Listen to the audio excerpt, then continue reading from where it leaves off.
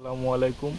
বেশ কিছুদিন ধরে ভারী বৃষ্টি হওয়ার কারণে যে গাছের গোড়ায় পুষ্টিগুণ যে উপাদানগুলো সেগুলো সব ধুয়ে গেছে।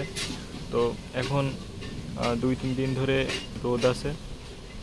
তো এখন কিছুটা গাছের গোড়া স্যাঁতসেঁতে ভাব দূর হয়েছে। তো এখন আমি গাছের গোড়াতে সার দিয়ে দিব। তো সার দেওয়ার জন্য আমি আজ যেগুলো নিয়েছি সেগুলো হচ্ছে নিয়েছি ড্যাপ, টিএসপি, এমওপি এবং সালফেট, ম্যাগনেসিয়াম সালফেট।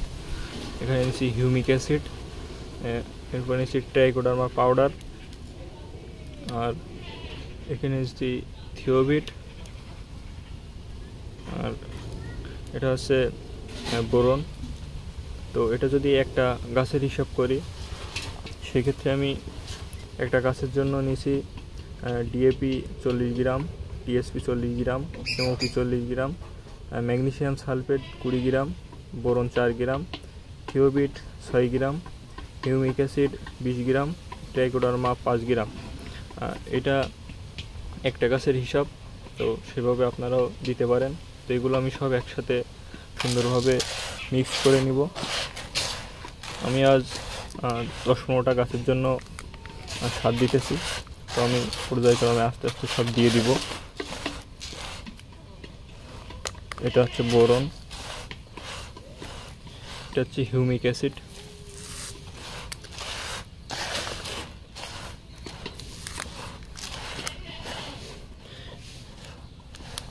এটা হচ্ছে ট্রাইকোডার্মা পাউডার। তো ট্রাইকোডার্মা পাউডারটা এই যে এতদিন ধরে বৃষ্টি হলো, ভারী বৃষ্টি, এর জন্য গাছের শিকড় ড্যামেজ হয়ে আছে, এই জন্য এটা খুবই কার্যকর ট্রাইকোডার্মা পাউডারটা। তো এটা আমরা দিয়ে দিব।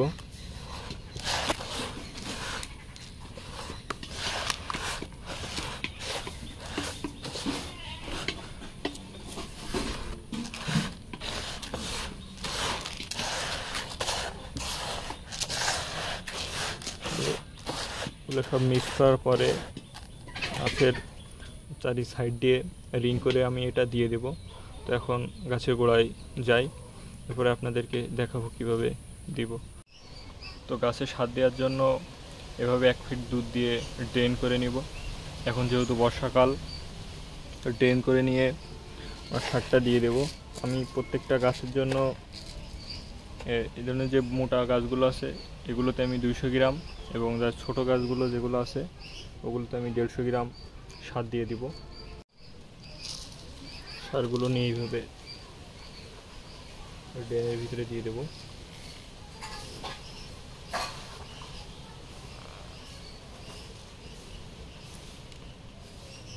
এরপরে যে মাটিগুলো এইভাবে দিয়ে চাপা দিয়ে দেবো, যেগুলো বড় বৃষ্টি হলে ধুয়ে যাবে না সারগুলা।